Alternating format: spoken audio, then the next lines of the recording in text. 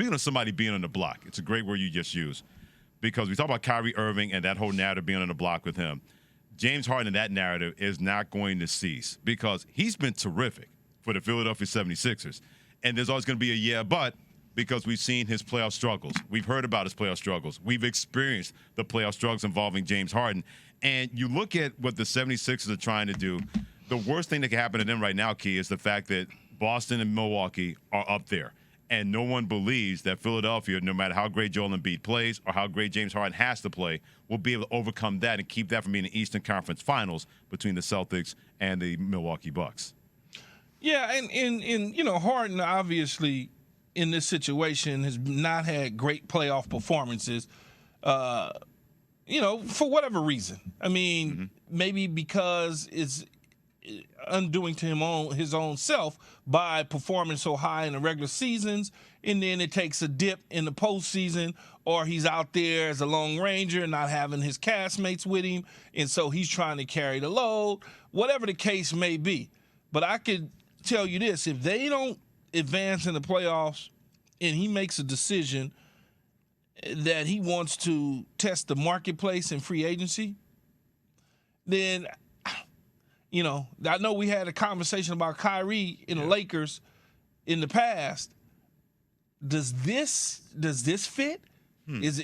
Could Harden wind up looking out west where he's from? Could that be an opportunity for him? I mean, he is a Southern California guy. Yes, he is. Does he fit with a LeBron James? I mean, he could certainly run the offense. He's certainly a shooter.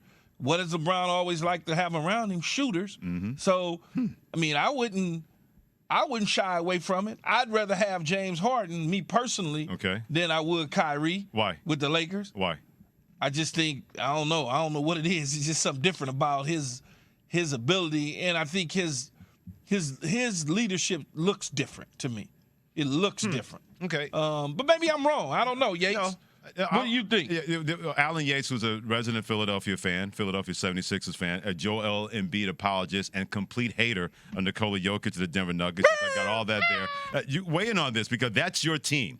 I mentioned it. Keys mentioned it, that he trusts James Harden's leadership if the Lakers have to go after somebody between James Harden and Kyrie Irving, and I think he's played terrific, but I want to see it in the playoffs. Alan, this is your team. What do you think about James Harden? I mean, I'm personally a little biased about James Harden. I always felt like he got the short end of the stick from the time when he was in Houston. Because, Houston Harden, we saw him getting 30, 40, 50, 60 every night. But the version that we see now is more of the playmaker. Thunder's Harden, where he was getting his 20 points, but he's creating opportunities. He's averaging 10 assists, and he's creating more opportunities for people anyway. So I like this version of Harden. He's hockey assists. We love that. It's not a stat that we can tangibly look at, but I like the approach that Harden is having because he's getting everybody involved. Could he fit in with the Lakers and LeBron and AD? Could he fit in with that? He could, because he's a pass-first scorer, if that makes sense. It does.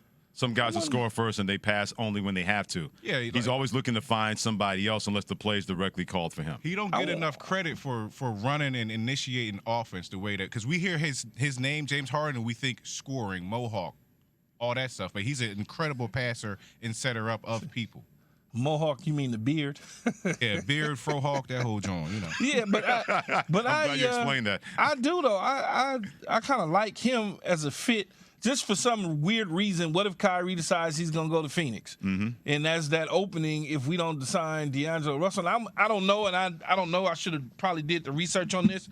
But I would think that economically, similar to Kyrie, the money's going to be about the same. It's going to be probably north of $200 million and slightly in there. So I don't even know, and Harden's made a good deal of money on and off the court, that he would value winning a championship or chasing a championship toward the end of his career as still a hot commodity, opposed to caring about still trying to get the full amount of payday. Because if they don't advance hard in the playoffs or far in the playoffs far in the playoffs, I would think that Doc's name will surface on being out there as potential firing. Embiid probably be disappointed, maybe wanting to get out of there. And then you got James Harden who can walk. So that's why I bring up the Lakers, not just because I'm a Laker fan. I just know that they looking for a certain thing in L.A., and LeBron's looking for a certain thing in L.A., and this thing might be a James Harden or a Kyrie Irving. Keyshawn J. Willem Max, Keyshawn Johnson, Freddie Coleman on ESPN Radio and ESPN2. Speaking of Harden's future, Daryl Morey, 76ers president, when he was on SportsCenter with Kevin Nagandi, he talked about and answered the question, what is James Harden's future if it's in or outside of Philadelphia? Specifically with James Harden, he took a pay cut this offseason, and he could test the market as a free agent this offseason. How much would the success of this postseason and gelling with Embiid play a role on his future in staying in Philly? I know he's just focused on this season and not the off season, but I know that he's focused on winning the championship. He's going to be wherever he feels like he has the best chance. Obviously, his pairing with Embiid is very, very good, and we feel like it's a great pairing for the long term. I never want to tell grown people what to do, but when you're the perfect Robin right now to the Batman as Joel Embiid, I don't think James Harden should be chasing another team in terms of being the dude again.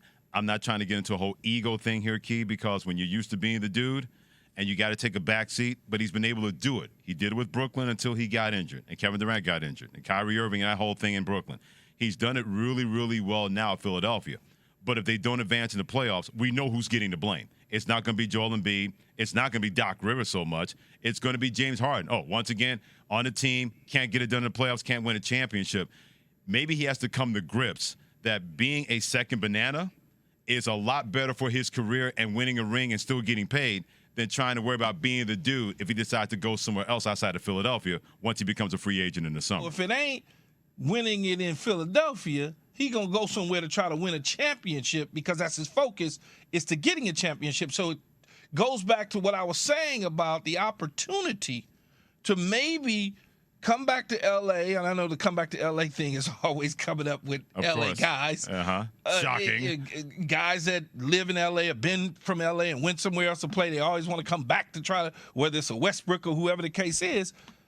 I think he fits perfect with AD and LeBron, and he doesn't have to be the main guy.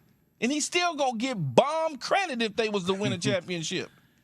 That's the most important issue to me, because if you're going, and I hate the term ring chasing, because why would you not want to go somewhere and win a championship? That's not ring chasing. Yeah, I'm gonna chase right now. I just don't like. Oh my God, right, yes. I just don't like the term. I don't mind guys going after championships. It doesn't mean you're a ring chaser or a stats compile and all these other idiotic terms that people try to throw out there. After a while, though, Freddie, if you tried it one way and it's not working, you got to try it another way. Right. No, I get it. You just have to. Yeah, no, I'm not disputing that. You're completely right, Key, on that one. But I don't mind somebody wanting to get a championship. I just hate the term ring chasing because there's a negative connotation to it. That just bugs the living daylights out of me. That's because you're listening to people that have never chased a ring ever. Can't dispute that. Never, Yeah, ever. Anybody that has never chased a ring, don't listen to them. Because if you're an athlete, you've always chased rings. And I understand Dame is an outlier in this situation because that's what he decided he was going to do. But in the end, he's chasing a ring. It's just in Portland. We'll see if James Harden can get that ring and trying to chase it in Philadelphia or somewhere else. Real quick, Dale in Wisconsin at 888-729-3776 has something to say about James Harden. Dale, what you got, my friend? Well, I just want to say thanks to Keyshawn for being an awesome broadcaster. And give him props because your show is right up there with PTI. And I wanted your thoughts on Hey, wait, I'm the young. push for the Sixers in the playoffs if Harding became more of a ball hog and dished the ball second. What your thoughts on that would be if they have a more of a push? That's a good question. My answer, and Key, I'll defer to you after this. My answer is the way that they play and Joel Embiid being your main guy and everybody else flowing off of that. That gives the Sixers a better chance because we saw what he did Saturday night versus the Boston Celtics. I know they lost that 15-point lead in the second half. But Joel Embiid, when he's doing his thing, everybody feeds off of that. Tobias Harris, he plays better. All those guys, James Harden the same way. He shouldn't have to be more of a ball hog because if that means taking shots and touches away from Joel Embiid, that's not the best way for Philadelphia to advance and beat a potential Boston-Milwaukee team that they could face in the Eastern Conference semifinals. No, they should play the same way they're playing now in the postseason. Don't change up what got you there. Maybe there's a few more shots that's taken, but as far as being a ball hog, you don't want to do that, because now if you becoming the ball hog, you become one-dimensional. You now eliminate the rest of your teammates, including Joel Embiid. He's been in that situation before in the past. So you want everything for the most part, to go through him. He said that it caught my eyes because I started thinking about the Lakers. And I started thinking about the Kyrie situation. And the Lakers needing somebody like a James Harden, needing somebody like a Kyrie Irving. If you miss out on Kyrie because Kyrie wants to make up the difference by that money staying in Dallas, or Kyrie wants to join Kevin Durant in Phoenix, and then all of a sudden you got James Harden, who's made a ton of money, and both on and off the court, and now only thing he's chasing, Kyrie already has a ring, only thing he's chasing now is getting a ring to solidify his position in NBA history to a degree. Does it make sense for the Lakers to start sniffing around James Harden come the offseason if, in fact, he's looking to really test the free agent market? What do those numbers look like? Is it the same amount of money that Kyrie would essentially get from the Lakers? Because me personally, I probably would rather have James Harden paired with LeBron and AD opposed to Kyrie paired with LeBron and AD. So there's a lot to unpack here between now and the end of the season and the start of free agency. There's just a ton of it, but I think it makes a lot of sense if James Harden is going to become free. And right there, you heard Daryl Morey say, hey, wherever he wants to win a championship at. It's like, Why would you say that? Why would you say that? By the way, Keyshawn Johnson, Freddie Coleman, and Keyshawn, Jalen, and Max on ESPN Radio. Here's why I believe Daryl Morey said that. To me, and this is just me, he was letting James Harden know, look, I want you here, but if you want to go somewhere else, I still got Joel Embiid. I still got guys that want to be here, that will want to come here and play with Joel Embiid. This is the best possible position for you, James Harden. If you want to recognize that goal of winning a championship, if you want to recognize that goal of changing the narrative about your lack of playoff success. We know he has had the numbers, but when they have needed him in certain situations with the Rockets, and I'm not going to hold the Brooklyn Nets against him. Everybody was beat up, including him. He went out there on one leg and tried to play, so I'll give him credit for that. But if they're not able to win in Philadelphia and he gets that vitriol that's going to come his way if he doesn't play well, that's what I'm saying on Daryl Morey. Look, your best possible position to win a championship is right here. You should not even think about going anywhere else when you're not going to have a better teammate on your side right now in the prime of his career, when you got a guy like Joel Embiid, who you need him a lot more than he needs you. And if they don't get it done this year, though, you say his best position is to be there in Philly. If they don't get it done this year, Doc Rivers probably going to be gone. So now who are you bringing in? Who are you bringing in to help win that championship? We already know Darvin Ham is staying in L.A. He ain't going nowhere after the season. We know LeBron James and AD are staying in L.A. They're not going anywhere after this season. But we don't know what they're going to do with Doc Rivers, right? We just don't. So now you bring in Mike D'Antoni. Is that the rumor? Yeah. Now you back to doing the same thing that you did in Houston. So now what? So it's like you also, if you James Harden, you got to think about, do I want to just – and on top of that, if you couldn't get past Boston and Milwaukee, what makes you think you're going to get past Boston and Milwaukee in 2024, 2025? That's fair, but at the same time, I know if I'm James Harden, if you go, let's say you go back to the Western Conference, even though the Eastern Conference is better, the West is still loaded. And with younger players at the guard position that you got to deal with. Yeah, but they got to deal with me too. Yeah, but James Harden, he's an advanced player. He's an aging player. At a certain point. But they got to deal with me too, though, if I'm James. You can have that mentality, but the league keeps getting younger and faster. And James Harden is not as fast as he used to be. He didn't need to be fast. That first step is still lethal when it comes to him. But I'm also going to a team that utilizes spacing so well in knockdown shooters. And if I'm a knockdown shooter and we got a bully in LeBron and we got AD, now we can kick and I can knock it down and I bring the ball to the court, give it to LeBron. He does his thing, kick it back to me. I can just knock the shot down. I don't need to be fast. We'll see. Put it this way. I'm rooting for James Harden, except when he plays the Knicks. I'm rooting for him because I would love to see him change that narrative. I would love to see him be able to do that.